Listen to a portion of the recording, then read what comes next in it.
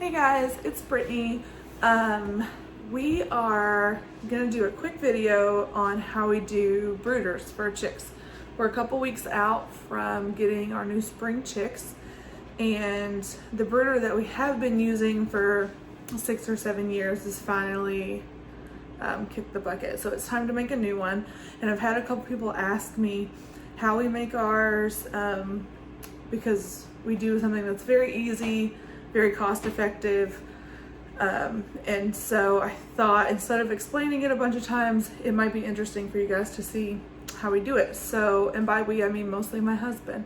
So that's what this video is gonna be. We're gonna show you guys how we do it, the materials that you'll need, and then a couple ways that you can change it up if you want to.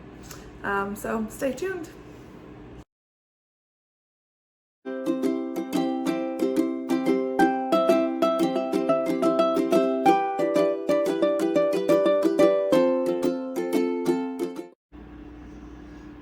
Well, welcome to How to Make a Brooder the Heron Way. First of all, you're going to want to get one of these nice big tubs from, we got it from Walmart, wherever you find them. They're plastic, cheap. I almost knocked my drink off the counter. Yes. That's okay, I didn't. No, you didn't, but sorry, I guessed. $20? Yeah, I think that one's about $16. Now keep in mind that we're making our brooders for upwards of 25, 30 chicks at a time. If you're first year getting chickens, or you're only gonna get 10 or 15, you won't need a tub this size. Yeah. You need chicken wire. You need to get metal. The reason you need metal is there's gonna be a heat lamp sitting on top of this. Sorry for the noise. Okay, so if you get plastic, it'll melt and be a fire hazard. Metal. I know, I know the air fryer is gonna keep going. The metal, you can set the heat lamp right on top, and it doesn't matter. It's not going to get too hot for it. It's not going to burn. It's not going to be a fire hazard. You need a cutting implement. I'll show you why in a minute. I've got box cutter. Whatever you've got, you'll see why, and why it needs to cut, and whatever you've got for it. You're going to need a drill with a drill bit of an appropriate size to cut a hole big enough for your zip ties. Yeah. If for some reason you don't have a drill, you can do it with your knife or with something else. It's just, yeah, it's just a lot easier and faster to do it with a drill. But you can still do this even if you don't have one. And something to cut the chicken wire cutter. I've got my dikes. Don't laugh, it's short for diagonal cutters. I know it's not an appropriate term to use anymore, but I use it because I'm old school. All right, first thing we do, we need to cut. And probably, let me get that tub down. Ring. I'm gonna keep it, put it back on here in a second. Oh, okay. We need to cut the inner ring from this line off.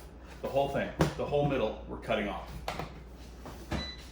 And once we do that, we're gonna replace that middle with chicken wire. So that's the first thing you need to do. Just cut that off. It doesn't need to be pretty, it just needs to be. And I'm not sure this box cutter is gonna be enough. I might need to go a little bit more. No, it's going to be plenty. Once you make that first cut. Like I said, it doesn't need to be pretty. It just needs to get it off of here. Baby chickens don't care how pretty it is. Matter of fact, they're going to make it ugly no matter what you do. That's true. And some of these have different tops. He'll get to it later. But when you're cutting the middle out, you are gonna have to put some holes in the top as well.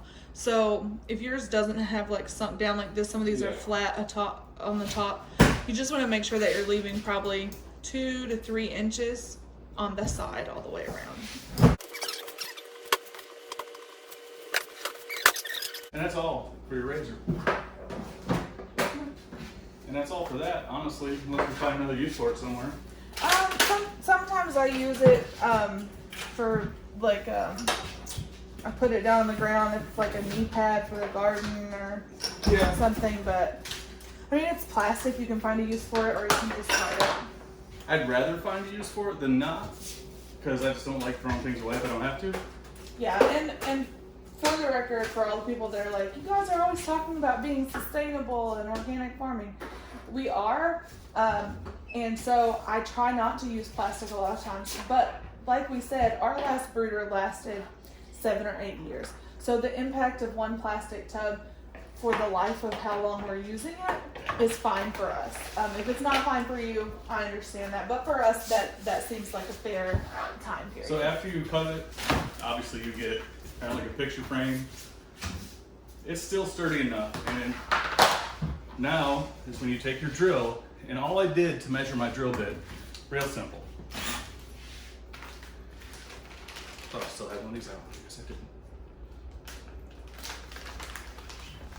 Take your zip tie, place your drill bit up next to it. You don't even have to do an exact measurement. Is the bit just slightly bigger than your zip tie? There you go. If it's the exact same size, it'll fit, but it'll be snug when it's slightly bigger. Now, I also want to point out that, you know, a lot of people might brood their chicks in their garage or something like that, and they don't have pets. A top is not even required. But because we brood ours inside so I can be close to them, and we have cats and pets, the top just keeps them safe and makes it where we don't have to. Our cats sleep on top of it. Yeah, and also when they get bigger, they will jump and fly, and the top keeps them in. So you can drill as many holes as you feel you need. Again, we're gonna have cats laying on top of this. So I'm gonna put quite a few in here, just to make it sturdy, and the more you put in, the longer it'll last, because each zip tie and each place you secure it will actually have to hold less weight. So drill it kind of close to where it starts beveling down. Yeah, well, you can do a couple and then we can zoom in. My dog jumped, sorry.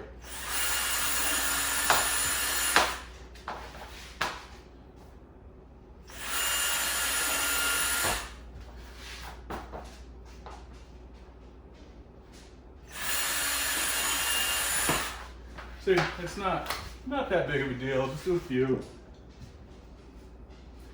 We've got 100 zip ties here, so yeah. And I just want to make sure, like I said, since they last years, the better I make it now, the longer they'll last.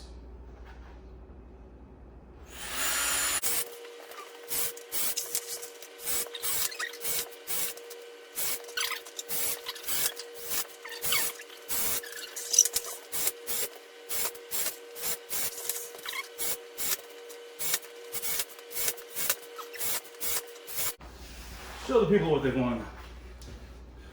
Alright, so then we just have these holes all the way around.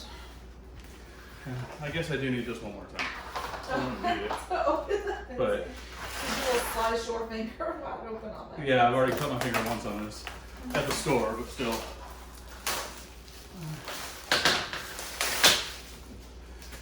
Chicken wire is a blessing and a curse.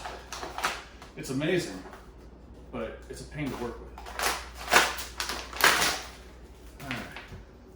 So you gotta find the spot where it's connected. That's where it cut you the other day. Probably. No, that's not where it's connected. It's right here. It goes around and around. And Oh, they might have bailed the whole thing. Sometimes they put baling wire around the whole thing. And it goes up, and it goes up. You know what I'm just gonna do? I'm just gonna snip this part right here. That's what the dikes are good for.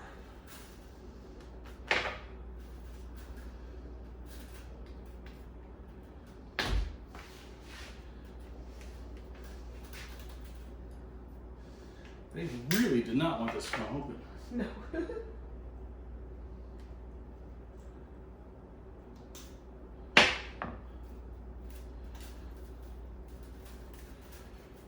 Brings me to my next point. You know how hard it is to find baling wire anymore? I know. Because they use it all for the chicken wire. The chicken wire industry has purchased all of the baling wire. Oh my gosh, yeah, that's a lot of wire on that one. Like, come on. Oh yeah. Which is cool, because I'll just take that and re-spool it, and then I'm sure we'll find a use for it along the way. Yeah. Alright. So, Oh. there's more. But wait, there's more. So I flipped this lid upside down It doesn't actually matter, like, to the functionality. It just looks better. And also, if you have like small kids, it puts all the sharp wire edges on the Towards the baby chickens. on the underside, so that they don't like cut their fingers. Well, the baby chickens can't reach the top, so it's not a big deal.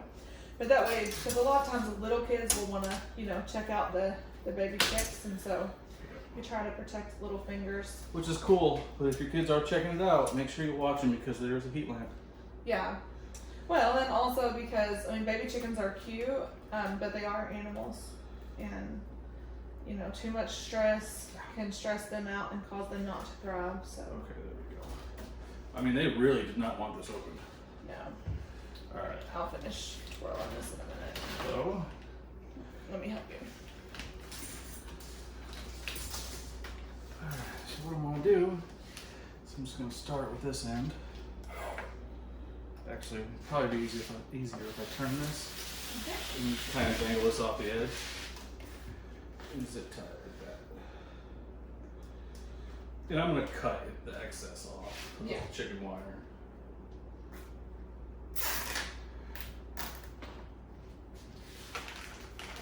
Don't try to lay it all out and then zip tie it. It'll be a lot harder than you think. Yeah, you can always cut the excess. But just zip tie it down and then roll it out. Otherwise, you're going to be fighting with it the whole time.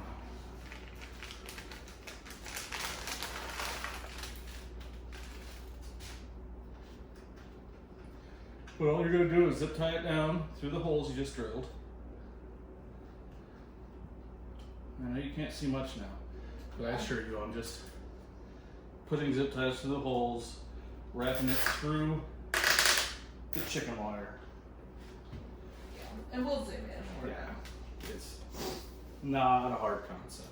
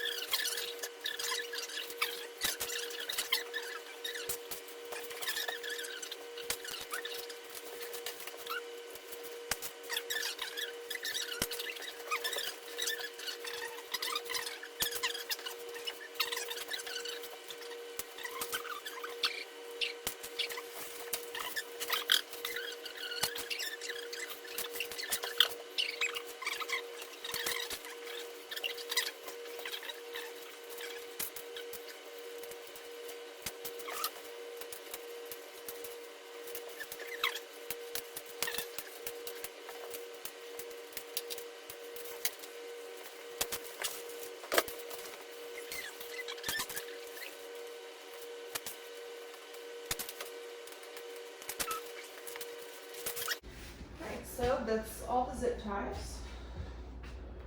So then we'll just trim the excess wire, cut off the ends of the zip ties, Yep. and top of each end.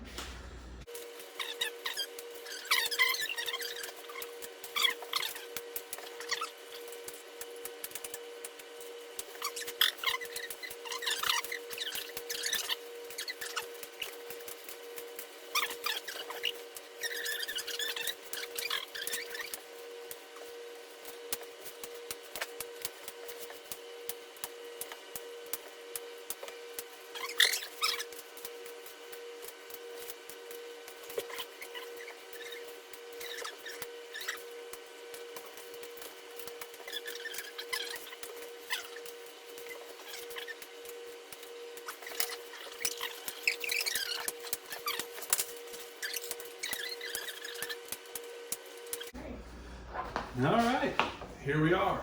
So this is the lid. Let me come. So you can see, I mean, that's literally all we did was run a zip tie through the chicken wire and through the lid. All the sharp edges are folded down on the bottom so that these zip ties we did differently, but there's no sharp edges here for anybody to cut themselves on. So this is the lid, and you just, I mean, put pine shavings and your food and your water in the bottom, clamp this lid on. You can set the heat lamp right on top, and there's a brooder for 25 bucks. I mean, 25 bucks in 20 minutes. Yeah. You can brood 30 chickens at home. It's super simple. It's super cost effective. Yeah, that's it. That's what we always use. You know, a buddy of mine said, well, I just use hay bales and a heat lamp in my barn. Well, if you don't have a barn and you don't have hay bales, you know, this is for your backyard breeders like we are. This isn't for people that have a whole barn farm set. If you have that, well, you don't need this video. Yeah, yeah, but there are a lot of people that are just really trying to start getting into some things and maybe don't know a whole lot about it and maybe don't have infinite resources. So, and I honestly would suggest that you not spend a whole lot of money because you don't know if this is going to be for you. So if this is your first year with chickens or you think you might want chickens, this is a super easy way to keep them safe, but also, you know, not spend a lot of money and see what you like and what you don't like, and then spend your real money a couple of years in on things that you really need. When we first made this, it was just going to be like a super quick, we had chicks come in, we needed something, and 7-8 years into it, we realized that this worked really well, and it wasn't a place we needed to put our money. We needed to put our money in different infrastructure places. We're building a whole new coop this year. We're going from, we currently have 14, we're going to go to 30 plus. So it's something we're really big into now that was initially going to be like a 4-chicken hobby. Yeah. So yeah, that would be my advice. One, this is a good brooder, but even whatever it is that you're doing, if you're first starting out with any type of livestock, I mean, do things the cheapest way that you can do and still be safe, and then you'll get with your own experience with your own animals, your own land, your own like hobbies, you'll see what needs more time and money and what doesn't. But yeah, here's the brooder. Thanks for hanging out, guys.